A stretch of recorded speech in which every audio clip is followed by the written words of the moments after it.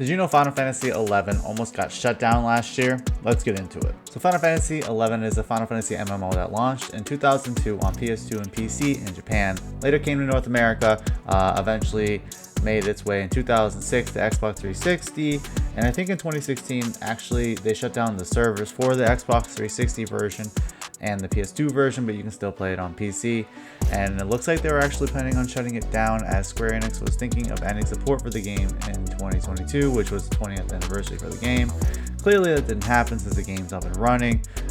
They really wanted to end support in 2024. I guess they had like a 2-year head start with this plan. But there was an interview with Dengeki Online from the director of the game, Yoji Fujito. Obviously he's not Spanish, but that's how I pronounce it.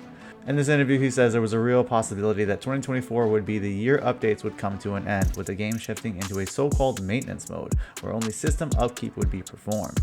The publisher even considered shutting down the game entirely, given that the game's servers were reaching their end of life. Players kept logging into the game, continuing to play like the $11.95 subscription, which has pretty much been the case since 2002, and showed the development team a lot of support, and then it was decided that the game would continue.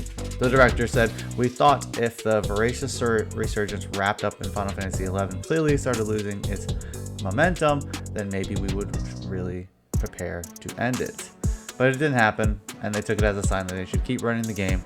And in fact, instead of closing the game that originally launched on PlayStation 2, Square Enix announced this most recent Friday, actually, that it was bringing a new batch of content to the game. We're talking a new high-tier mission battlefield, gamepad configuration adjustments, a new morale gauge, the ability to change your character's race, and new content for the Limbus battle system. Clearly, there's still some love for this game, as I guess last year in Final Fantasy XIV there was a crossover where you actually got to go to one of the areas from Final Fantasy XI.